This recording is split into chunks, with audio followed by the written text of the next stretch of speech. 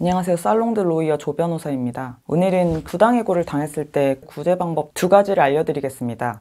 해고는 근로자의 의사와 무관하게 사용자가 일방적으로 근로관계를 종료시키는 것을 의미합니다. 근로기준법 제23조는 사용자가 정당한 이유 없이 근로자를 해고할 수 없다고 규정하고 있습니다. 이 경우를 부당해고라고 말합니다. 부당해고에 해당하는 경우를 보면 정당한 이유가 없이 해고를 하거나 경영상 이유에 의한 해고를 하는 경우에 제한 요건을 갖추지 않았다거나 근로기준법, 남녀고용평등법, 노조법 이런 법에서 정하고 있는 특정한 해고 금지 사유를 위반해서 해고를 하는 경우, 아니면 법령, 단체협약, 취업규칙에서 정하고 있는 절차를 위반한 경우, 해고를 할 수 없는 시기에 해고를 하는 경우, 기타 등등이 될 수 있습니다. 부당해고를 당했을 때 어떻게 우리가 액션을 취해야 할 수 있을까요? 먼저 근로기준법에서 정하고 있는 노동위원회 구제 신청을 하실 수가 있습니다. 근로기준법 제28조에 정해져 있는데요. 해고가 있었던 날부터 3개월 이내에 지방노동위원회에 구제 신청을 하실 수가 있습니다. 구제 명령을 받았다면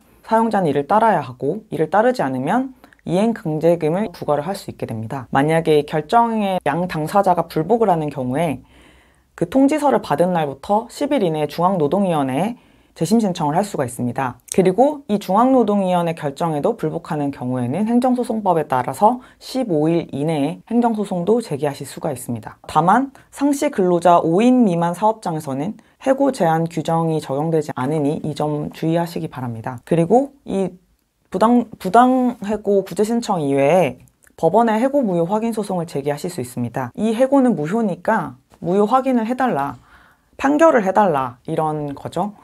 부당해고 구제 신청과 민사상 해고 무효 확인의 별개의 제도이기 때문에 양자를 선택해서 하셔도 되고 동시에 진행할 수도 있습니다. 다만 어느 한쪽의 결정이 먼저 나왔다면 그게 다른 쪽에 영향을 당연히 미치겠죠. 그리고 부당해고를 인정을 받게 되면 해고 기간 중에 임금을 지급받을 수 있습니다. 왜냐하면 해고 기간 동안 근로를 제공하지 못한 것은 부당하게 해고를 한 사용자 측의 귀책 사유이기 때문에 지급을 받으실 수가 있습니다. 그러면 이 해고 기간 중에 나도 먹고 살아야 되니까 다른 데에서 근무를 하실 수도 있잖아요.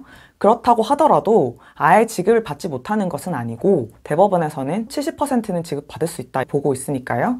해고 기간 중에 다른 곳에서 근무를 하셔도 70%의 임금을 받을 수 있다, 이렇게 알아두시면 됩니다. 해고 무효 소송을 하는 경우에는 보통 미지급 임금과 장래 임금에 대해서 청구를 같이 들어가고요. 노동위원회 구제 신청에서도 그 해고 기간 동안에 임금을 지급하라는 신청을 하게 되고, 명령 또한 그 해고 당했던 기간 동안에 미지급 임금 상당액을 지급하라, 이런 명령이 나오게 되니까요. 이 부분도 참고하시기 바랍니다. 그러면 두 제도 중에서 어떤 제도를 이용할까 고민이 많으실 것 같습니다. 먼저 이 부당해고 구제 신청의 경우에는 행정 절차라는 점에서 좀 간단하다는 장점이 있고요. 저희가 소송을 하게 되면 패소를 하는 경우에는 상대방에게 변호사 비용 및 소송 비용을 물어줘야 되는 경우가 생깁니다.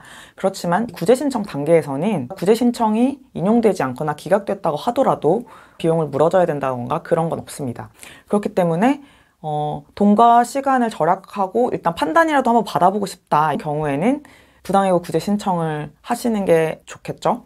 그리고 이 구제 명령을 따르지 않는 경우에는 이행강제금도 부과할 수 있기 때문에 실효성 또한 있다고도 보여집니다. 근데 다만 양 당사자가 계속 불복을 하는 경우에는 진노위, 중노위, 행정소송까지 가기 때문에 절차가 일반 소송보다 훨씬 길어질 수 있다는 그런 단점이 있습니다. 만약에 행정소송까지 가서 패소를 하게 되면 행정소송은 소송이기 때문에 패소 비용도 물어줘야 합니다. 그리고 구제명령에는 집행력이 없기 때문에 사용자가 구제명령을 받았어요. 근데 이행강제금 내고 말지, 이렇게 하면서 복직도 안 시켜주고 돈도 안 줍니다. 그러면 그 구제 결정문 가지고는 저희가 집행이 불가능합니다. 추가적으로 말씀드리면 행정소송의 경우에는 법원에서 승소한 건데 이걸 가지고 집행을 할 수 없냐, 이렇게 물어보시는 경우가 있는데요. 행정소송의 경우에는 구제명령이나 기각 결정이 타당한지 아닌지 이걸 판단하기 때문에 본질적으로 구제명령에 대한 판단입니다. 그렇기 때문에 이 행정소송 판결 자체는 집행력이 없습니다. 그렇기 때문에 만약에 구제명령을 사용자가 따르지 않을 것 같다거나 아니면 이게 행정소송까지 계속 가게 될 것 같다거나 그런 경우라면 차라리 해고 무효 확인 소송을 진행하시는 게 좋습니다. 그러니까 이거는 어쨌든 판단이 필요하겠죠. 예를 들면 나는 구제 신청까지만 하고 여기서 지더라도 행정소송까지는 가지 않겠다 이런 생각을 하신다면 비용이나 시간적인 측면에서 구제 신청을 하시는 게 좋고요. 근데 상대방을 봐도 이거 쉽사리 명령을 따를 것 같지 않고 만약에 패소하는 경우에도 행정소송까지 끝까지 가겠다 이렇게 하시면 그냥 차라리 해고무효 확인소송을 한 번에 판단을 받아보시는 게 좋습니다. 해고무효 확인소송으로 판결을 받게 되면 종국적으로 해고가 무효라는 확인이 되고 판결문은 집행권한이 됩니다. 상대방이 복직을 안 시켜주거나 임금을 주지 않을 때는 이걸 가지고 바로 강제 집행을 할 수가 있습니다.